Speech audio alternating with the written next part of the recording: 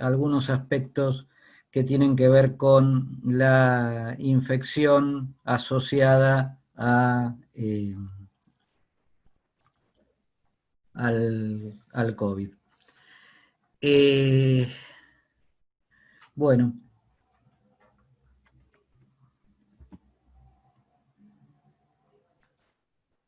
perdón, pero no, ahí está.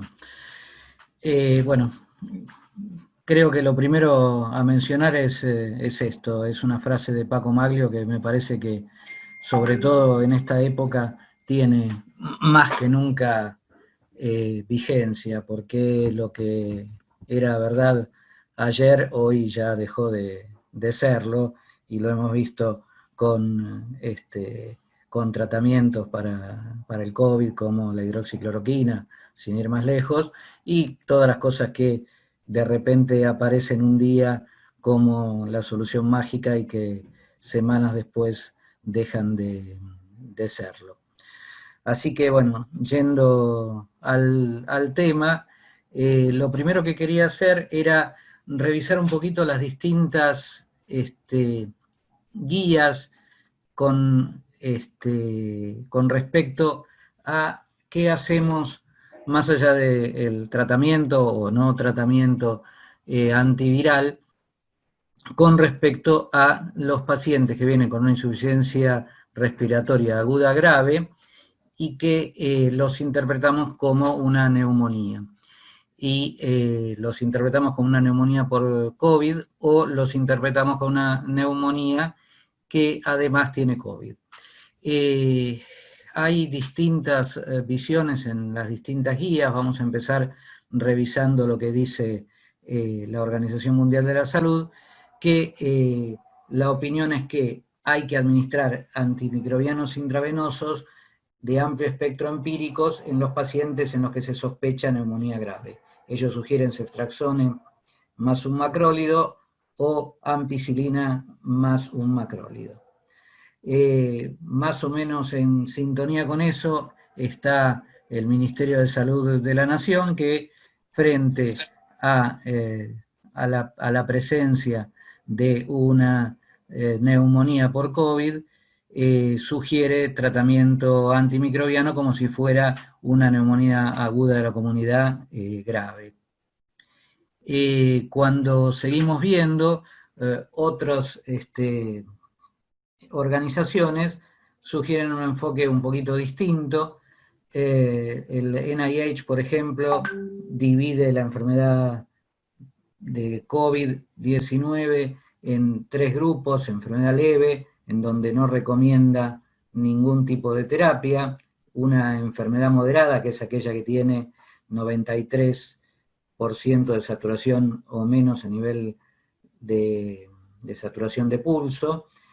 y se recomienda, además de una estrecha vigilancia, y administrar antibióticos solamente si hay una sospecha fuerte de neumonía bacteriana o de sepsis. Y reevaluar diariamente, y si no aparece la evidencia de infección bacteriana, suspender los antibióticos, y más o menos dice lo mismo en los pacientes que tienen enfermedad severa. Al revés de esto, la Sociedad de Terapia Intensiva Australiana y de Nueva Zelanda sugiere que todos los pacientes que estén hipoxémicos, o sea que saturen menos de 93, deben ser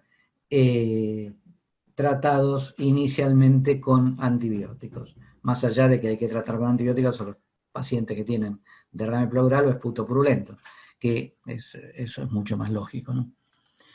Lo mismo dicen los españoles. Los españoles tienen unas muy interesantes recomendaciones que llaman recomendaciones de qué hacer y qué no hacer, y más allá de las recomendaciones en general para cuidados intensivos, hicieron un update de estas recomendaciones para los pacientes con COVID, y en la recomendación 2, que fue hecha muy precozmente en la epidemia en abril del 2020, sugieren iniciar un tratamiento antibiótico empírico hasta que se descarte la posibilidad de coinfección bacteriana. Lo mismo en la campaña Sobreviviendo a la Sepsis, que también sugiere el uso de agentes antimicrobianos empíricos en comparación con el no uso de antibióticos. Pero con la recomendación de que hay que evaluar la duración de la terapia y el espectro de cobertura y suspenderlo de acuerdo a los resultados microbiológicos y el estado clínico del paciente. Esto también se conecta con algunos artículos, como por ejemplo este, que reflexiona sobre que hay una subestimación de las coinfecciones en COVID y que esto tendría que ver con el uso no discriminado, o sea, indiscriminado de antibióticos, y refieren que pueden estar subestimadas las coinfecciones, y esto se vería reflejado en el aumento de la mortalidad. Al revés, hay otros autores, como por ejemplo Medley, que en un artículo de Nalance dice que el tratamiento empírico antibiótico no es necesario en todos los pacientes con neumonía relacionados con COVID cuando el COVID está confirmado. Insiste en los cultivos, en los estudios de esputo, en el uso de la procalcitonina y en el uso de algunos otros marcadores como el uso del film array. Las guías del NICE dicen que si hay certeza de que las características clínicas del paciente son típicas de COVID-19, es razonable no comenzar con antibióticos empíricos. Como ven, tenemos un amplio espectro de decisiones, desde quienes proponen iniciar antibióticos en prácticamente todos los pacientes, a posturas como la del NICE, que dicen que no hay que comenzar salvo que haya algún dato específico de sobreinfección. Estudiando un poquitito cuál es el efecto del virus de COVID con respecto a la flora de la vía aérea superior y de los pulmones, se observa que lo mismo que para cualquier otro paciente crítico, lo que se produce es una disbiosis pulmonar. Pero esta disbiosis pulmonar y el cambio de la flora es similar a pacientes que están críticos por otras razones, o sea que no habría ninguna particularidad en el cambio de la flora entre los pacientes que están infectados con COVID a los pacientes que están graves por otra patología, con lo cual no tendría que haber una distinta acción en los pacientes COVID con respecto a los no COVID. Por otro lado, no hay una definición clara en la literatura sobre qué se llama coinfección. En realidad, se puede llamar coinfección en el COVID a la presencia de tres situaciones. Una de las situaciones es un paciente que está cursando una infección o una colonización bacteriana y que en el curso de esta infección se contagia con el virus del SARS-CoV-2. Otra es un paciente que ingresa con SARS-CoV-2 y al mismo tiempo con algún otro tipo de infección que podrá ser o bacteriana o viral o incluso micótica, y esto es la que sería realmente la coinfección. Y otra que también muchas veces se superpone, que es un paciente que está cursando una infección por SARS-CoV-2 y que presenta una infección bacteriana secundaria. Cuando hablamos de coinfección, como decíamos, podemos hablar tanto de coinfección por hongos como coinfección viral, como coinfección bacteriana, y la importancia de ver si el paciente está coinfectado tiene que ver con que, por un lado, es muy difícil el diagnóstico, pero la presencia de virus, bacterias o hongos asociados empeora el pronóstico y nos presenta muchas dificultades en la decisión terapéutica siguiente. Un grupo de hospitales de New York, cuando comenzó la epidemia de SARS, trató de prever cuáles eran los efectos que iba a tener en las distintas tasas de infección la presencia de infecciones por SARS-CoV-2. Esperaba que se produjeran aumentos en las infecciones relacionadas con catéter y de hecho vieron que en sus dos hospitales, en uno de ellos aumentó un 420% la tasa de infecciones asociadas a las vías venosas y en otro un 327%, que aumentó en una forma menor, entre un 170 y un 57%, las infecciones asociadas a los catéteres urinarios, que prácticamente no hubo variación en la presencia de Clostridium difficile y de otros organismos multiresistentes,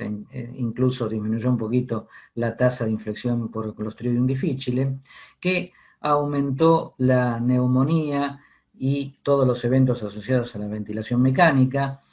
y que desde luego tenían que tener atención con dos otras cosas que tenían que empezar a medir, que eran los pacientes que adquirían COVID internados en el hospital y el riesgo de adquirir COVID para el personal de salud. Empezaron a aparecer estudios y metaanálisis sobre la presencia de coinfección en COVID. Este fue uno de los primeros que hizo Langford, y Langford lo que reporta es que hay un 3.5% de coinfección al ingreso y hasta un 15% de infección secundaria 48 horas después, por lo menos, del ingreso. Pero que el 73% de los pacientes recibían antibióticos a su ingreso. Cuando estudiamos un poquitito mejor este informe, vemos que el rango de coinfección, de acuerdo a los distintos trabajos, variaba entre el 0,4 y el 6.7%, cuando se hablaba de pacientes COVID en general, y de infección bacteriana estamos hablando, ¿no? Y de infección secundaria, también bacteriana, el rango variaba entre el 9.6 y 18.9%. Cuando mirábamos solamente los pacientes en cuidados críticos, el porcentaje de infección bacteriana al ingreso en la unidad de cuidados intensivos era del 8.1% y variaba en rangos entre el 2.3 y el 13.8%. Este otro estudio, que también analizó distintos estudios a su vez, habla de la necesidad de tener mucha atención y un alto índice de sospecha buscando coinfección, porque refiere que el porcentaje de coinfección podía estar hasta el 50% en los pacientes no sobrevivientes. Y en los patógenos que incluían dentro de esto, incluía no solamente bacterias, sino también virus e incluso algunas infecciones por hongo, pero básicamente por virus y por bacterias. Este otro estudio, que es un estudio de un solo centro, que estudió 321 pacientes, no encontraron gran porcentaje de coinfección, solamente un 2.2% de infecciones bacterianas y 1.6% de infecciones virales, y no encontraron diferencia entre los sobrevivientes con respecto a los no sobrevivientes en cuanto a la coinfección. Este es otro metaanálisis que también muestra en un estudio de población que mezcló terapia intensiva y los pacientes internados en sala general, entre el 1 y el 9% de pacientes con coinfección, acá no diferenciaba si era bacteriano o viral, y entre un 5 y un 26%, con un promedio de 14, en los pacientes que estaban en la unidad de cuidados intensivos. Este es un interesante estudio que comparó qué pasaba en la epidemia de influenza y en la de SARS-CoV-2, y vieron que, al contrario de la epidemia de influenza, donde la coinfección bacteriana temprana, o sea, dentro de menos de 48 horas del ingreso a la terapia intensiva, era común, en la cohorte de los pacientes con COVID de este centro, la infección bacteriana era muy poco frecuente, era menos del 8%. Y la tardía sí era igual prácticamente tanto en la época de la epidemia por influenza como en la época de COVID, y tenía que ver con neumonía asociadas al ventilador y infecciones asociadas con el catéter. Este otro estudio de Timothy Rawson concluye que hay una escasez de datos que apoyen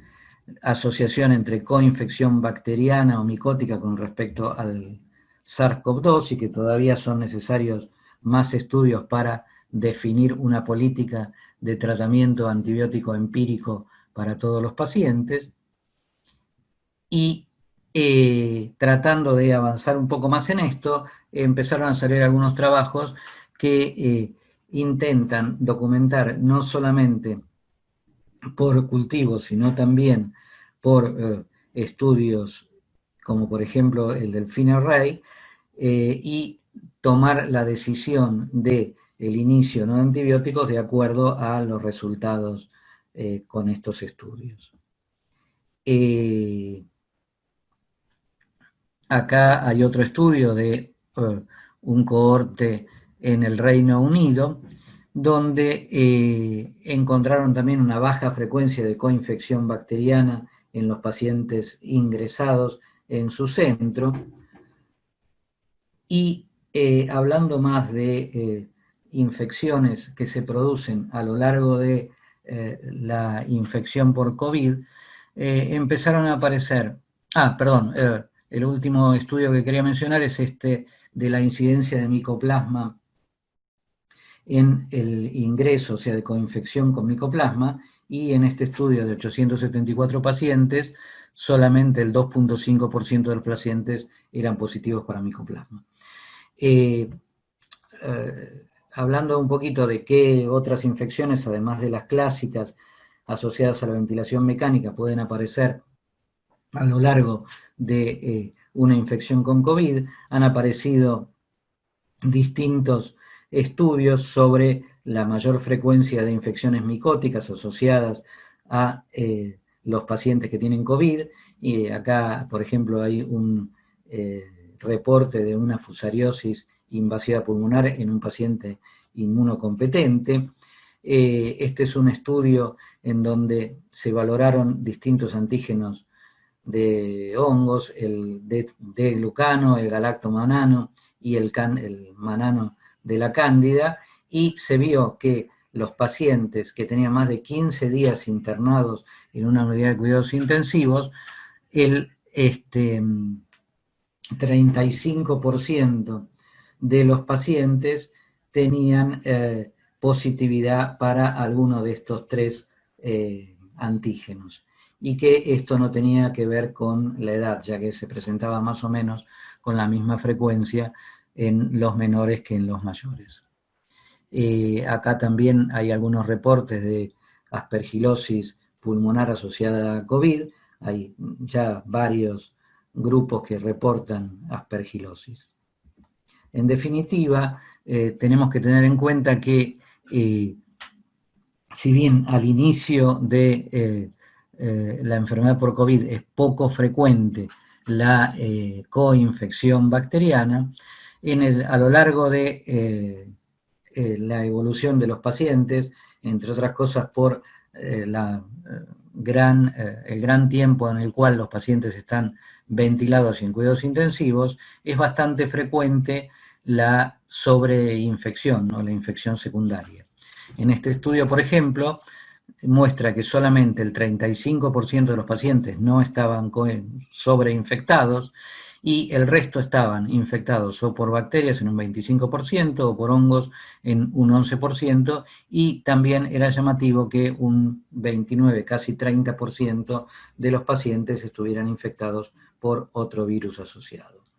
Otra cosa que no tenemos que olvidarnos es que la estadía en la unidad de cuidados intensivos aumenta en la medida que van pasando los días, la posibilidad de que haya infecciones asociadas al catéter y que la mortalidad empeora en la medida que aparecen infecciones asociadas al catéter en forma dramática.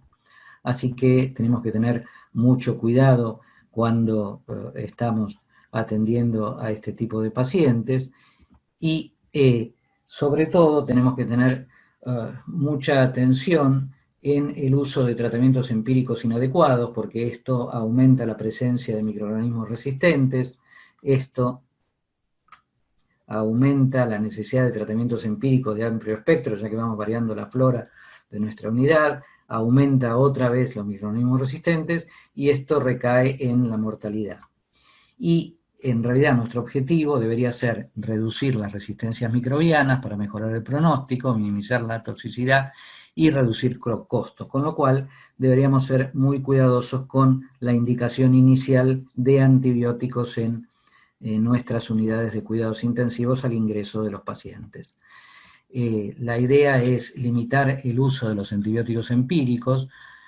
es decir, olvidar la terapia empírica estándar para todos los pacientes con COVID-19 y contextualizar los síntomas y los signos clínicos de los pacientes, utilizar en los posibles biomarcadores, incluso procalcitonina, utilizar tomografía y ecografía para excluir diagnósticos alternativos. Si iniciamos tratamiento antibiótico, discontinuarlo en forma temprana, reservar los antibióticos solo para las infecciones confirmadas, desafiando el concepto de cobertura antibiótica de rutina en los pacientes ingresados en la unidad de cuidados intensivos por COVID-19, monitorizar la situación epidemiológica durante la pandemia, realizar cultivos de vigilancia, cultivar siempre a los pacientes, utilizar una estratificación de riesgo para organismos multiresistentes y pensar en hongos. Pero no olvidemos otra vez de las palabras de Paco Maglio. Gracias.